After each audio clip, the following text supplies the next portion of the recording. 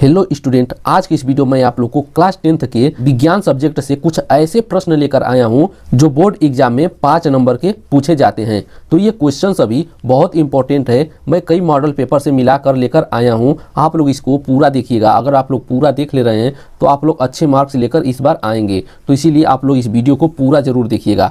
जैसे देखिए, प्रश्न पहला है, पेपर में इसी तरह सुंदर से सजाकर अच्छे से आप लोग लिखिएगा ताकि आप लोगों को एग्जामिनर पूरा नंबर दे। तो इसी तरह आप लोग सुंदर सुंदर हैंड राइटिंग में इसी तरह हेडिंग डालिएगा, इसी तरह क्वेश्चन लिखकर आप लोग आंसर पूरा अच्छे से लिखिएगा। तो यहाँ पर देखिए क्वेश्चन है, यदि कोई अवतल दर्पण एक ऐसे खोखले गोले का भाग है जिसकी त्रिज्या 40 सेंटीमीटर है तो अवतल दर्पण का फोकस दूरी क्या होगा। तो यहाँ पर देखिए फोकस दूरी ज्ञात करना है अवतल दर्पण का। तो यहाँ पर आप लोग लिखिएगा हल लिखकर हेडिंग डाल दीजिएगा। उसके बाद लिखिएगा अवतल दर्पण की त्रिज्या को r से प्रदर्शित करते हैं। गोले की त्रिज्या, चाहे अवतल दर्पण की त्रिज्या लिखिए या फिर गोले की त्रिज्या, दोनों सेम ही बराबर होता है। तो यहाँ पर देखिए 40 सेंटीमीटर दिया है तो यहाँ पर 40 सेंटीमीटर लिख लेंगे। फिर उसके बाद लिखेंगे चूंकि अवतल दर्पण की फोकस दूरी बराबर, यहाँ पर देखिए फोकस दूरी ज्ञात करना है तो अवतल दर्पण की फोकस दूरी को f से प्रदर्शित करते हैं। f बराबर r/2, मतलब त्रिज्या में 2 से भाग कर देंगे। तो यहाँ पर देखिए r का मान 40 दिया है तो r की जगह पर 40 रख देंगे, बटे में 2 हो जाएगा। तो 2 से 40 को काटेंगे तो 20 बार कटेगा तो 20 सेंटीमीटर हो जाएगा। यही आपका आंसर हो जाएगा, 20 सेंटीमीटर। अवतल दर्पण का फोकस दूरी 20 सेंटीमीटर निकल कर आ गया। आई होप कि आप लोगों को अच्छे से समझ में आ रहा होगा। अब चलिए नेक्स्ट क्वेश्चन नंबर 2 को देखते हैं। क्वेश्चन नंबर 2 यहाँ पर देखिए है, क्वेश्चन नंबर 2 में पूछा गया है। इसी तरह आप लोग क्वेश्चन डालिएगा और लिखिएगा। क्वेश्चन नंबर 2 है, लेंस किसे कहते हैं, लेंस कितने प्रकार के होते हैं। इसी प्रकार से क्वेश्चन बोर्ड एग्जाम में पूछा जाएगा। लेंस किसे कहते हैं और लेंस कितने प्रकार के होते हैं। तो ये 5 नंबर का पूछा जाएगा। तो सबसे पहले लेंस किसे कहते हैं उसको लिखते हैं। तो लेंस हेडिंग डाल देंगे। अब उसके बाद लेंस किसे कहते हैं यहाँ पर साफ साफ सुंदर सुंदर अच्छे से लिख देंगे।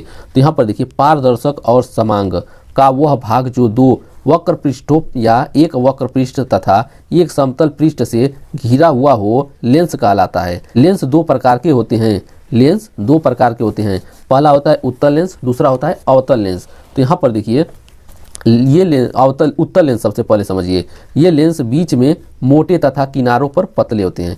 उत्तल लेंस बीच में मोटे तथा किनारों पर पतले होते हैं, यही उत्तल लेंस का पहचान होता है। अब नेक्स्ट देखिए दूसरा है अवतल लेंस। अवतल लेंस जो होता है ये लेंस बीच में पतले तथा किनारों पर मोटे होते हैं। अवतल लेंस बीच में पतला होता है और किनारों पर मोटा होता है, इसी यही अवतल लेंस का पहचान है। तो ये भी 5 नंबर का हो गया क्वेश्चन नंबर 2। अब क्वेश्चन नंबर 3 देखते हैं। अब देखिए क्वेश्चन नंबर 3। क्वेश्चन नंबर 3 पूछा गया है, अच्छे साबुन की विशेषता बताइए। मतलब अच्छे साबुन की विशेषता क्या क्या होगी उसको लिखना है। इस तरह हेडिंग डालकर लिखेंगे। पहला नंबर, अच्छे साबुन की विशेषता पहला नंबर लिखेंगे, इसमें क्षार नहीं होना चाहिए, इसमें क्षार नहीं होना चाहिए। और दूसरा है, यह एल्कोहल में पूर्णतः विलय होना चाहिए। मतलब एल्कोहल में इन साबुन को डालें तो ये पूरा घुल जाना चाहिए, पूर्ण रूप से घुल जाना चाहिए, तभी ये अच्छे साबुन होंगे। तीसरा है, प्रयोग के समय चिटकना नहीं चाहिए। मतलब साबुन को जब यूज करते हैं, कपड़ा धुलते हैं या नहाते हैं तो बीच में से टूटना नहीं चाहिए, हम उसी को बोलते हैं चिटकना। अब नेक्स्ट देखिए चौथा है, साबुन चिकना एवं मुलायम होना चाहिए। साबुन चिकना और मुलायम होना चाहिए। नेक्स्ट है 5वां नंबर, मृदु जल के साथ तुरंत और पर्याप्त झाग देना चाहिए। मृदु जल मतलब जो हम लोग साधारण पानी यूज करते हैं उसमें तुरंत घुल जाना चाहिए और झाग अच्छा देना चाहिए। यही साधारण साबुन का 5 पहचान है। इसी तरह 5 लिख देंगे आप लोग तो 5 नंबर आराम से मिल जाएगा। अब नेक्स्ट क्वेश्चन देखिए। अब देखिए क्वेश्चन नंबर 4 है। क्वेश्चन नंबर 4 है, मुंह की अपेक्षा नाक से श्वास लेना क्यों लाभदायक होता है। बहुत लोग मुंह से सांस लेते हैं, बहुत लोग नाक से सांस लेते हैं, तो मुंह के बजाय नाक से सांस लेना चाहिए। इसी के बारे में लिखना है क्यों लाभदायक होता है। तो चलिए लिखते हैं। यहाँ पर देखिए उत्तर है, नाक से श्वास लेना लाभदायक क्रिया है, इसके निम्न कारण हैं। तो पहला देखिए कारण क्या है। आप लोग इन सभी क्वेश्चन का स्क्रीनशॉट लेते चलिएगा क्योंकि बहुत इंपॉर्टेंट है और अच्छे से याद करते चलिएगा और अच्छे से समझते चलिएगा। तो पहला है, नासा मार्ग का निर्माण करने वाली अस्थियों में टेढ़े मेढ़े उभार पाए जाते हैं। नासा मार्ग मतलब नाक को बोलते हैं। नासा मार्ग का निर्माण करने वाली अस्थियों में टेढ़े मेढ़े उभार पाए जाते हैं। इन पर श्लेष्मा का आवरण चढ़ा रहता है। नासा मार्ग से वायु के गुजरने से वायु का ताप शरीर के ताप के बराबर हो जाता है। मतलब नाक के रास्ते जब सांस लेते हैं तो नाक के रास्ते जो वायु जाता है तो बाहर का वायु थोड़ा गर्म रहता है, तो नासा यहाँ पर देखिए श्लेष्मा एक अंदर नाक के अंदर श्लेष्मा रहता है, उसी के कारण टेम्परेचर उसमें बराबर हो जाता है। तो यहाँ पर देखिए बराबर हो जाता है, इससे फेफड़े स्वस्थ रहते हैं, इससे फेफड़े स्वस्थ रहते हैं। अगर आप लोग नाक से श्वास लेते हैं मतलब सांस लेते हैं तो फेफड़े स्वस्थ रहते हैं, इसीलिए नाक से ही सांस लेना चाहिए। अब नेक्स्ट देखिए दूसरा है श्लेष्मा के कारण नासा मार्ग नम एवं लसलसा बना रहता है।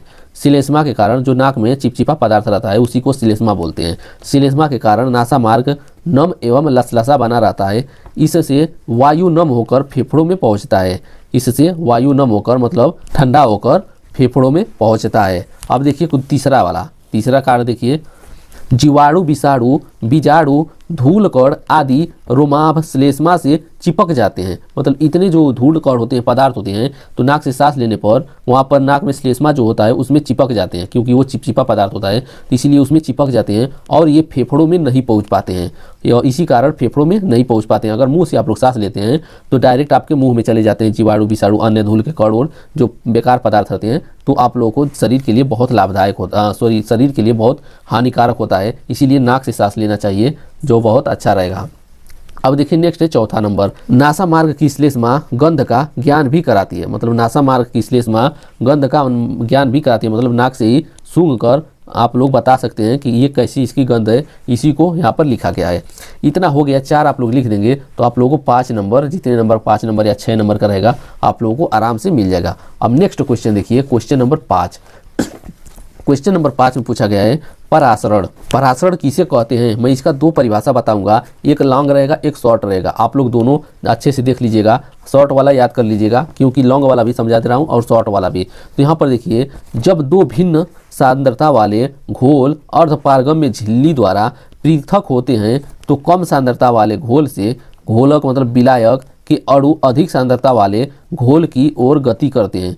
इस प्रक्रिया को परासरण कहते हैं। इतना हो गया। अब इसको देखिए, अथवा मैं कर लिखा हूँ, या ये वाला लिखिए या ये वाला लिखिए, सबसे अच्छा तो यही रहेगा छोटा वाला। देखिए यहाँ पर अर्धपारगम्य झिल्ली से होने वाले विसरण को परासरण कहते हैं। देखिए कितना छोटा सा परिभाषा है, अर्धपारगम्य झिल्ली से होने वाले विसरण को परासरण कहते हैं। यह क्रिया स्थापित होने तक चलती रहती है, इसी को परासरण बोलते हैं।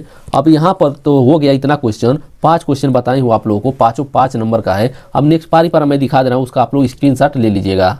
तो देखिए पहले वाले क्वेश्चन का आंसर सहित आप लोग स्क्रीनशॉट ले लीजिए, पहले वाले का हो गया। अब यहाँ पर देखिए दूसरा वाला क्वेश्चन है, इसका भी स्क्रीनशॉट आप लोग ले लीजिए और नोटबुक पर लिख लीजिए और अच्छे से याद कर लीजिएगा। ये वाला देखिए तीसरा क्वेश्चन है, इसको भी अच्छे से स्क्रीनशॉट लेकर याद कर लीजिएगा। अब ये वाला देखिए चौथा क्वेश्चन है, इसका भी स्क्रीनशॉट ले लीजिए और अच्छे से आप लोग लिख लीजिएगा। अगर स्क्रीनशॉट नहीं ले पा रहे हैं तो वीडियो को रोक कर लिख लीजिएगा।